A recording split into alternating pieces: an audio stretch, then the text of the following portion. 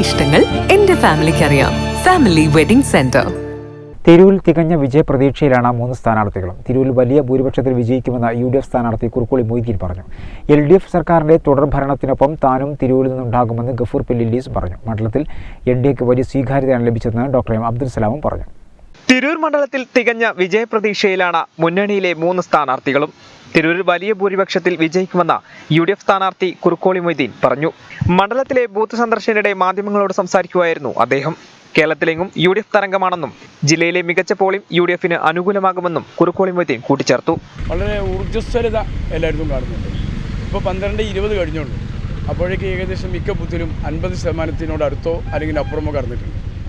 ഇതൊരു സാധാരണ ഇത് വിഭിന്നമായിട്ടുള്ളൊരു ചിത്രമാണ്. വളരെ ആവേശത്തോടു കൂടി ഇവിടുത്തെ സമ്മതിദായകർ ഈ തെരഞ്ഞെടുപ്പിനെ കാണുന്നുണ്ട് എന്നതിൻ്റെ ഒരു തെളിവാണ്. ഇതൊരു ജനാധിപത്യപരമായ മുന്നേറ്റം സംസ്ഥാനത്ത് ഒന്നിച്ചു നടക്കുന്നു എന്നതിൻ്റെ ഒരു തെളിവ് കൂടിയാണ്.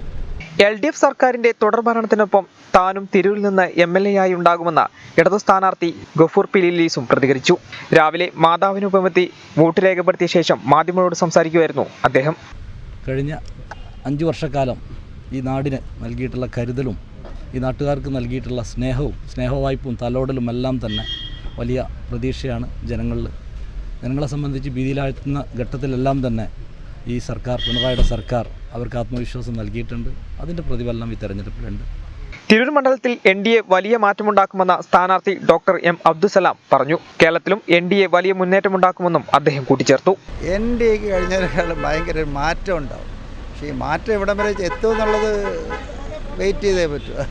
പക്ഷെ ഒരു കാര്യം വളരെ ഷുവറാണ്, നമ്മുടെ മണ്ഡലത്തിലെയും ഈ പഞ്ചായത്തിലേക്കുള്ള പ്രവർത്തകർ നന്നായിട്ട് പണിപ്പെട്ടു, നന്നായിട്ട് ജോലി ചെയ്തു. അതിൻ്റെ റിസൾട്ട് ഉണ്ടാവും. ആ റിസൾട്ടിൻ്റെ ക്വാണ്ടിറ്റി എത്രയെന്ന് അറിയാൻ പറ്റില്ല.